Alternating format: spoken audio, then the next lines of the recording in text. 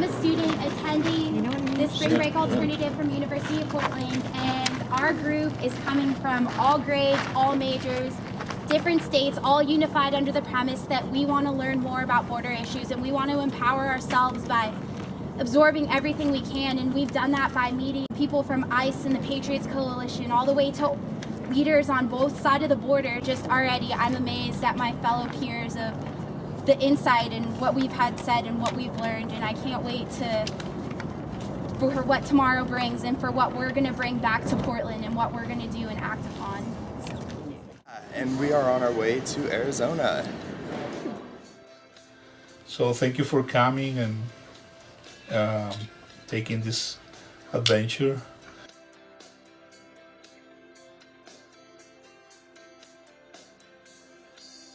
So we're here at the wall in Arizona. It's pretty impressive about how big this border is, and it like separates the city of Nogales from the U.S. and Mexico side. But it looks like it's just one city. And looking at it, it doesn't look that threatening because it's just, what is that, metal? Yeah. But it's way more powerful than it appears. Yeah, because you have like the National Guard up there, just standing guard, and you have border patrol like right there. And all the lights. And yeah, the lights. We just had a crazy experience where we're walking down this hill here and the fence is high and we could see a family cooking dinner, and we just held a 10-minute conversation with them, and it's just kind of crazy how they're in a different country and they're on another side and they're experiencing something whole different. It honestly felt like we were talking to a neighbor, that it's just you're peeking over the fence and talking to your neighbor back home. And crazy. It's crazy to think like just what separation this wall means. You and your family are corn farmers in south central Mexico. Your job is to harvest corn grains by collecting them in your cup as fast as you can. As with most people, your family is your highest priority in life, and as long as you are all surviving, you will make every effort to stay with them. As such, you will have to pick corn as fast as you can so you can buy a food coupon each cycle. Better life! You know too much, farmer. 150 pesos for this little thing. Sorry. I thought it was 200. This is not even half a cup. No GMOs. They're better, more durable, taste better. You'll get more money for these. They're larger kernels.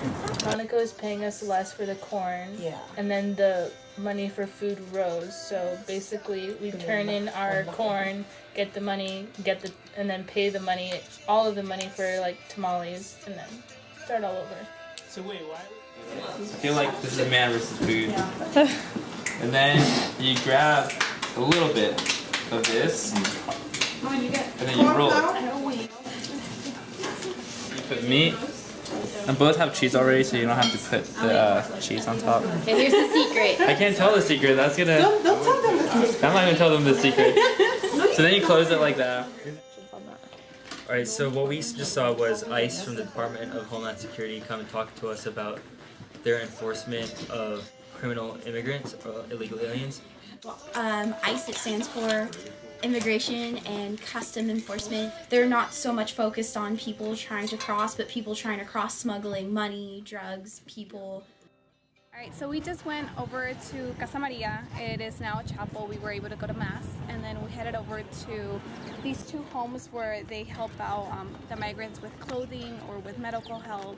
The baby one? Okay, we're volunteering here at Casa Maria, and two essentially high school boys came over from Honduras, and they spent 39 days going from, Honduras, Guatemala, from Guatemala to Mexico, from Mexico to here, and they had penny loafers like them, and they didn't have shoes to wear.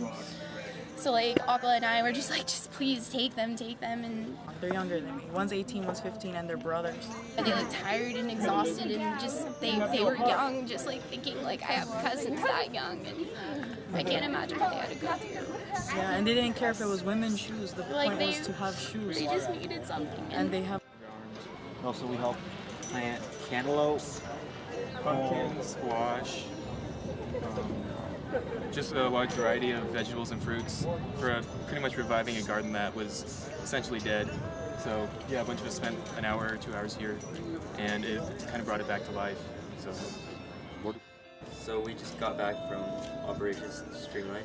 They expedite the process of putting the migrants to trial. They're in shackles, their arms and their feet, and all they did was simply cross the border.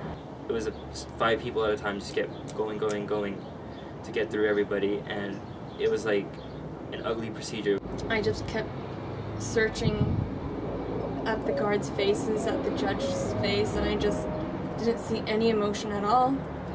Like, how were they not impacted by the sounds of shackles? How were they not even impacted by students and the public crying? That just confused me so much. It just broke my heart. Everything about the process was a shock to me, and I cannot believe it. I'm saddened, without doubt. It also made me realize that ignorance really isn't bliss.